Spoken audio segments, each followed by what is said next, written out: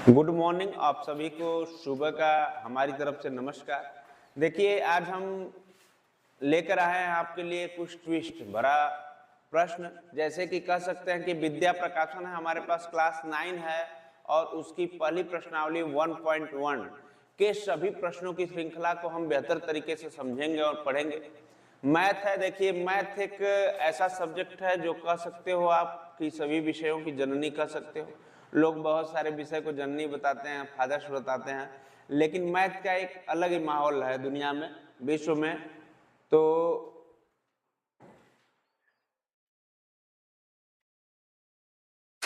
जो गणित का माहौल है इस दुनिया में, इस विश्व में एक अलग तरह का है। कह सकते हो कि आप माता पिता सब गणित है, क्योंकि आप सुबह से शाम तक घड़ी देखते हैं, उसमें भी मैथ का यूज है। और कह सकते हैं कि आप पैसे से लेकर सब चीजें वस्तुओं खरीदते हैं जो उसमें भी गणित का यूज है। और अपने तार्किक जीवन में महिलाएं हो ज्यादा गणित का इस्तेमाल करती हैं, इसलिए रिश्ते खराब हो जाते हैं। ठीक है। और कह लीजिए आपके भी जो पढ़ाई कर रहे हैं वहां भी आपका गणित का ही काम है, तो इसलिए गणित पढ़ना हम लोगों को महत्वपूर्ण हो जाता है। तो आइए हम लोग संख्या पद्धति नंबर सिस्टम के प्रश्नावली 1.1 के वस्तुनिष्ठ प्रश्नों की ओर बढ़ते हैं। किसके प्रश्नों की ओर? वस्तुनिष्ठ प्रश्नों की ओर बढ़ते हैं। तो वस्तुनिष्ठ प्रश्न जो है, पहला है प्रत्येक प्राकृतिक संख्या है। देखिए इसमें प्रत्येक, पहला क्वेश्चन, प्रत्येक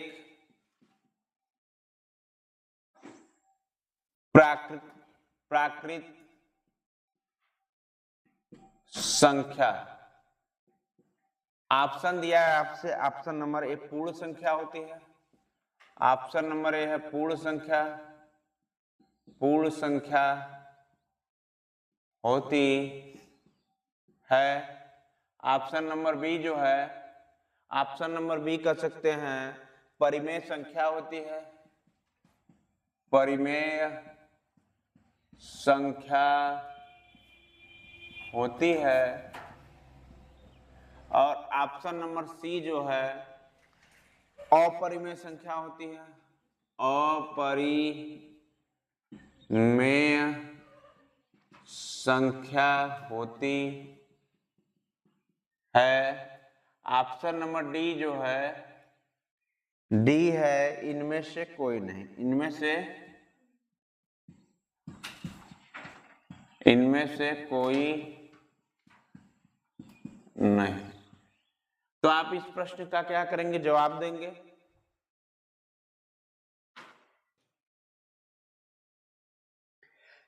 देखिए पहला प्रश्न है प्रत्येक प्राकृत संख्या। ऑप्शन है आपके पास, पहला पूर्ण संख्या होती है, बी परिमेय संख्या होती है, सी अपरिमेय संख्या होती है, डी इनमें से कोई नहीं। जो हमारा पहला टॉपिक था संख्या पद्धति नंबर सिस्टम, उसके सभी परिभाषाओं पर हम बल दिए थे। आप नहीं देखे हैं तो पार्ट 1 जाके देख लीजिएगा। नंबर सिस्टम का पहला पार्ट है, उसको जाके देखेंगे तो ज्यादा समझ में चीजें आएंगी। और आप समय समय पे लाइक भी करते रहे। ऑफलाइन वाले बच्चे मुस्कुरा कर देखते रहे इधर। ठीक है। देखिए प्रत्येक प्राकृतिक संख्या क्या होती है? प्राकृतिक संख्या पूर्ण संख्या होती है। ऑप्शन नंबर ए जाता है सही। क्यों? क्योंकि नेचुरल नंबर जो होता है प्राकृतिक संख्या, ये जो पूर्ण संख्या होती है जीरो से ही शुरू होती है। 0 1 2 3 4 5 आप अनंत तक जा सकते हैं।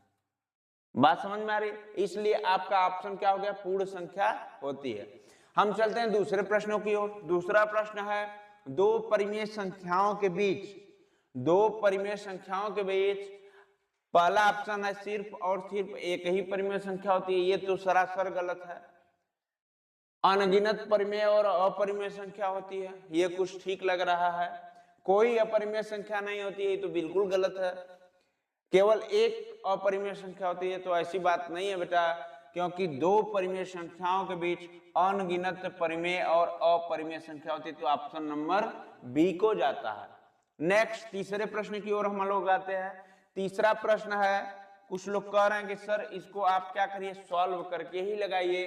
तो मैं इस प्रश्न को मिटाऊंगा तो जगह बनेगी, तो मैं सॉल्व कर पाऊंगा इसको।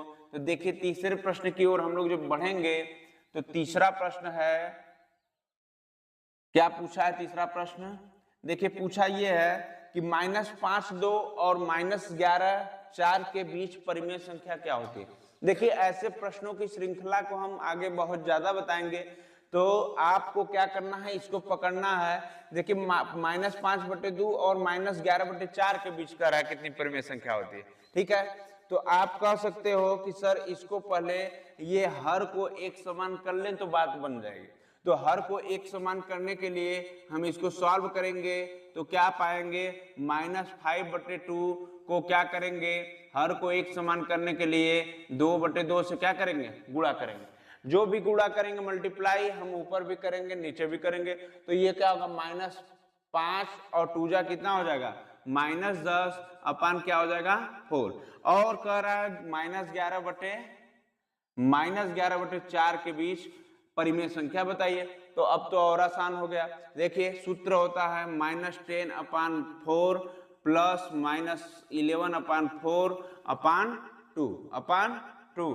तो देखिए क्या होगा, जब अपान क्या होगा 2 होगा, तो इसको जब सॉल्व करेंगे तो इसका लसा क्या हो जाएगा, 4 हो जाएगा। हो जाएगा कि नहीं हो जाएगा? और जब 4 से 1 बार जाएगा तो ये -10 हो जाएगा, और प्लस क्या हो जाएगा -11 अपान क्या हो जाएगा सभी के 2। अब ये क्या हो जाएगा कि ये 4 से गुणा हो जाएगा। मैं बताया था भिन्न जब पढ़ा रहा था आपको, तो भिन्न में बताया था इसके नीचे क्या होता है, 1 हमेशा होता है। क्या होता है, 1 होता है। जब 10 11 को आप जोड़ेंगे तो ये क्या हो गया, माइनस बड़ा है तो -21 हो जाएगा, और अपान क्या हो जाएगा 4, और ये मल्टीप्लाई किसका हो जाएगा 1/2 का, तो ये क्या हो जाएगा बेटा -21/4 दूना 8। ये आपका आंसर हो जाएगा। तो इसमें ऑप्शन मिलेगा, ऑप्शन नंबर कौन सा जाता है, ऑप्शन नंबर डी को जाता है। ये आपका सत्य है। ठीक है, समझ में आ गई होगी बातें हमारी।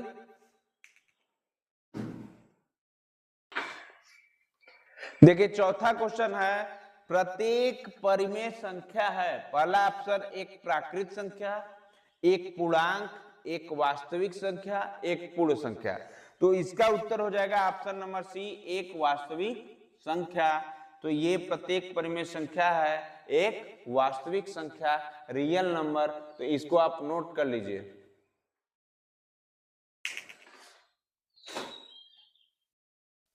चलिए पहला प्रश्न है वर्णनात्मक प्रश्न का। वर्णनात्मक प्रश्नों की श्रृंखला है ये, इसको बोलते हैं अति लघुत्तरी क्वेश्चन। ठीक है, इसमें हाँ या ना में जवाब देना पड़ता है। देखिए, क्या 0 एक परिमेय संख्या है? हाँ, क्या होती है? हाँ, 0 एक क्या है, परिमेय संख्या है। क्यों है?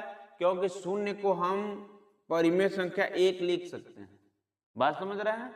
0 का हर का q is not equal to 0, तो q का मान देखिए 1 है, तो ये हाँ एक परिमेय संख्या है। क्या इसे आप p बाई क्यू के रूप में लिख सकते हैं? तो लिख सकते हैं p बाई क्यू के रूप में। ठीक है, p बाई क्यू के रूप में क्या करते हैं, ऐसे लिख सकते हैं। अब बात होती है जहां p और q एक पूर्णांक है, q is not equal to 0, तो देखिए जो q का मान है 0 है, नहीं है, तो ये क्या है, एक परिमेय संख्या है।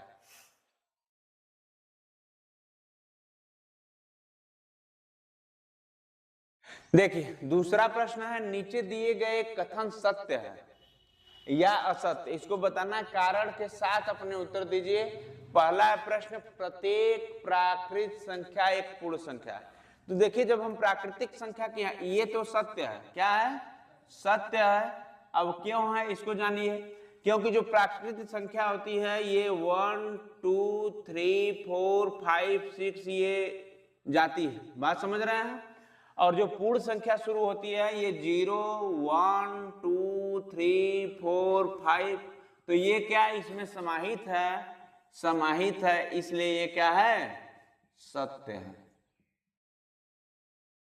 लिख लीजिए, पूर्ण रूप से समाहित है, इसलिए क्या है, सत्य है। प्रत्येक प्राकृतिक संख्या एक प्राकृतिक संख्या एक क्या होती है, पूर्ण संख्या होती है। अब दूसरा जो प्रश्न है, प्रत्येक पूर्णांक एक पूर्ण संख्या होती है, ये तो गलत है। क्यों असत्य है, इसको असत्य लिख लीजिए। कारण ये है इसका कि क्योंकि पूर्ण संख्याओं के संग्रह में ऋणात्मक संख्याएं समावेशित नहीं होती हैं। पूर्ण संख्याओं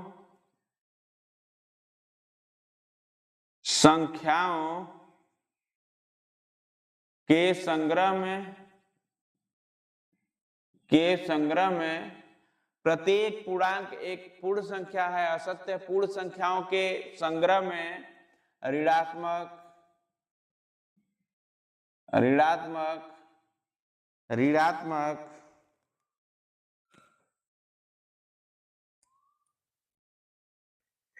पूर्णांकों का समावेश नहीं होता है।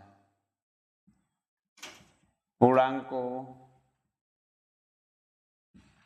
का समावेश नहीं होता है। इसलिए क्या है, प्रत्येक पूर्णांक एक पूर्ण संख्या है, असत्य है। ठीक है, जैसे हम कह सकते हैं कि -1, 2, -3, -4 पूर्णांक तो हैं, लेकिन ये पूर्ण संख्या नहीं है। -1, -2, -3 ये क्या है, पूर्णांक हैं,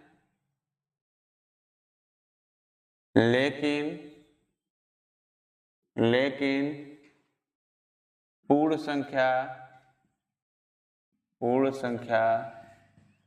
नहीं है। ठीक है, नेक्स्ट है, प्रत्येक परिमेय संख्या एक पूर्ण संख्या होती है। ये भी क्या है, असत्य है। ये भी क्या है, ये भी असत्य है। क्यों असत्य है, क्योंकि परिमेय संख्याओं के संग्रह में सभी साधारण भिन्न एवं उनके दशमलव संख्या भी आती है। ये भी असत्य है, लिख लीजिए इधर, असत्य। क्योंकि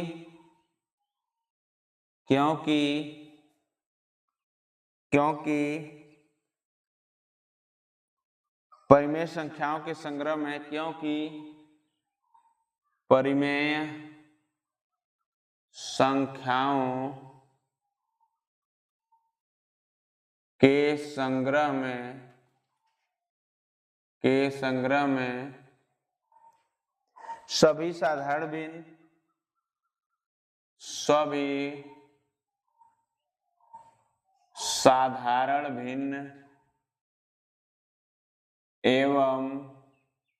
सभी साधारण भिन्न एवं अनेक दशमलव संख्याएं भी आती हैं, एवं अनेक दशमलव संख्याएं भी आती हैं। जैसे आप इसको लिख सकते हैं, जैसे लिख लीजिए, जैसे 1/2, 1/2, 3/4, -5/6 और दशमलव में लिख लीजिए 0.8 या 3.788। ठीक है, इसको भी नोट कर लीजिए आप।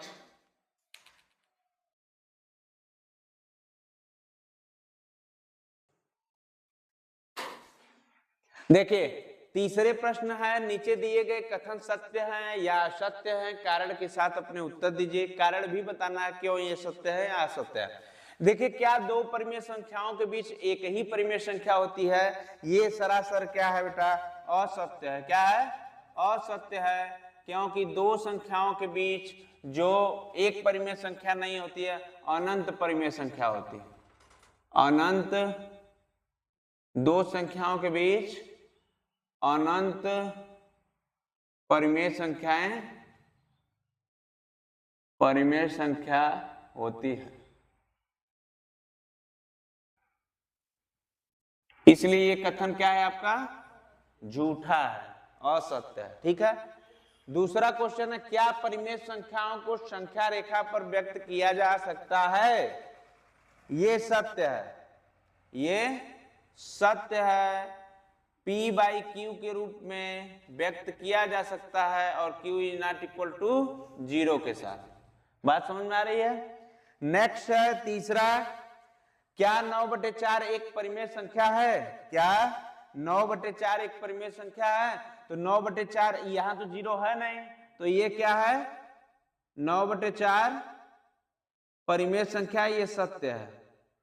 ठीक है, क्योंकि p/q के रूप में भी है और pq पूर्णांक भी है और यहाँ पे q is not equal to 0 भी है। बात समझ रहे हैं, इसलिए क्या है सत्य है। आगे क्या दो परिमेय संख्याओं को तुल्य बनाने के लिए उन्हें समहर बनाना पड़ता है, तो ये भी सत्य है। क्यों समहर बनाना पड़ता है? क्योंकि समहर बनाने से दोनों संख्याओं के अंश, क्योंकि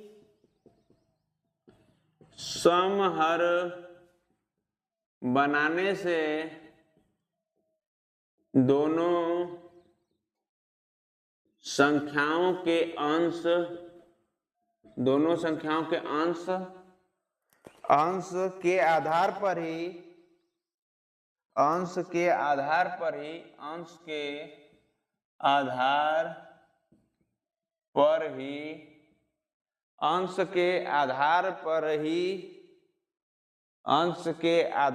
पर ही दोनों संख्याओं में आसानी से तुलना की जा सकती है। दोनों संख्याओं में आसानी से तुलना की जा सकती है।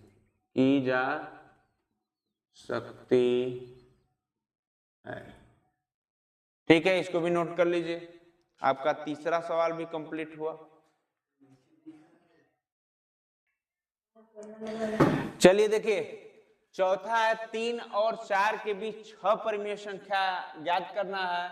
ये लघु उत्तरी प्रश्नों के अंतर्गत आता है, तो इसको हम लोगों को समझना है। चौथे क्वेश्चन को देखिए, इसको सॉल्व करना है।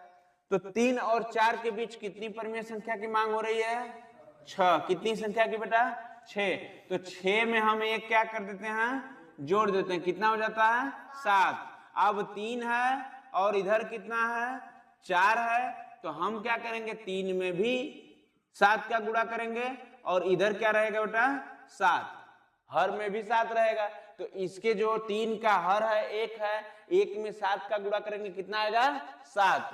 और 3 में 7 का गुणा करेंगे तो कितना हो जाएगा? 21/7। इसमें भी क्या करेंगे? 4 में 7 का गुणा करेंगे और इसका बटा 7। तो देखिए 3 7 21, 21/7 और 4/4 7 28/7 में क्या करना है? इसके बीच 6 परिमेय संख्या ज्ञात करना है। तो देखिए 21 के बाद क्या आता है? 21 के बाद 22, 22/23, 24/25, 26/27। कितना हो गया? 1 2 3 4 5 6। हो गया कि नहीं हो गया? नोट कर लीजिए। मजा आया?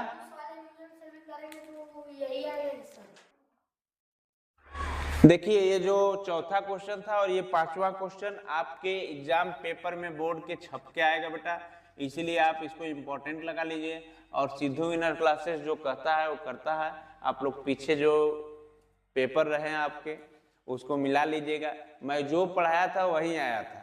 अब एक आध क्वेश्चन तो पेपर में क्या होता है कि एग्जामिनर भी जो होते हैं, या कह सकते हैं जो पेपर छापने वाले लोग होते हैं, प्रश्न बनाने वाले, ये क्या करते हैं? एक ऐसा क्वेश्चन दो डालते हैं कि जो कि न अध्यापक को पता रहता है न स्टूडेंट को पता रहता है। तो जब अध्यापक ही नहीं जानता है उस प्रश्नों के बारे में, तो स्टूडेंट कहाँ से जानेगा? तो ऐसे प्रश्नों को एक आध छोड़ के बाकी हम गारंटी यहाँ पर है कि 99% एबव क्वेश्चन क्या करेगा? फंस जाएगा इस पेपर में। तो आपको जो मैं इंपॉर्टेंट बताता हूँ उसको क्या करिए कि आप ज्यादा मेहनत के साथ पढ़िए। देखिए 3/5 और 4/5 के बीच 5 परिमेय संख्या ज्ञात कीजिए। कितना परिमेय संख्या ज्ञात करना है? 5 परिमेय संख्या की जब बात कर रहा है तो आप इसको 5 + 1 कितना मान सकते हैं? 6। अब 6 से देखिए 3/5 में गुणा करिए 6 से, ऊपर भी और नीचे भी। और इधर क्या है? 4/5, इसमें भी गुणा करिए 6 से, ऊपर भी नीचे भी। ये कितना आ गया? 3 × 6 = 18 और ये क्या आ गया? 6 × 5 = 30, इधर क्या गया 6 चौका 24, 6 पचे 30 हुआ ना। अब देखिए यहाँ पे ध्यान से 18/30 है तो ये क्या हो जाएगा 19/30, फिर क्या आ जाएगा 20/30, फिर क्या आ जाएगा 21/30, फिर क्या आ जाएगा 22/30, 23/30 और 24/30। तो 5 संख्या पूछा है परिमेय संख्या।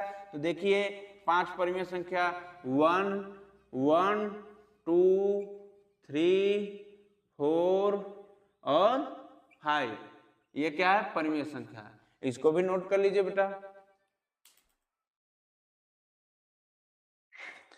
देखिए 6वें प्रश्न की ओर हम लोग आते हैं। 6वां प्रश्न है -1 और 4 के बीच 3 परिमेय संख्या है। देखिए इसको क्या करेंगे आप 3 1 क्या कर देंगे 4।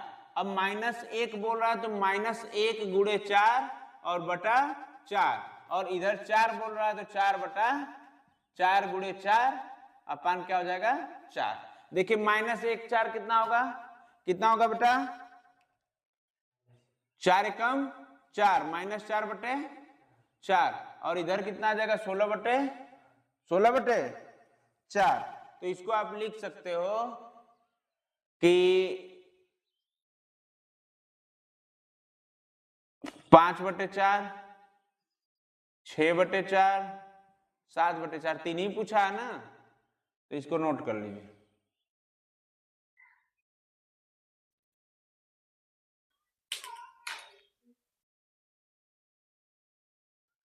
चलिए 7वां क्वेश्चन है हमारा 4/5 और 7/5 के बीच 5 परिमेय संख्या ज्ञात कीजिए। देखिए मैं बताया कि 5 परिमेय संख्या ज्ञात करना, तो 5 में 1 जोड़ देंगे 6 हो जाएगा, और इधर 4/5 में ऊपर भी 6 का गुणा करेंगे नीचे भी, और 7/5 में है ऊपर भी 6 का और नीचे भी 6 का। जब मल्टीप्लाई करेंगे तो होगा क्या, इधर होगा 24/30 और इधर होगा 42/30।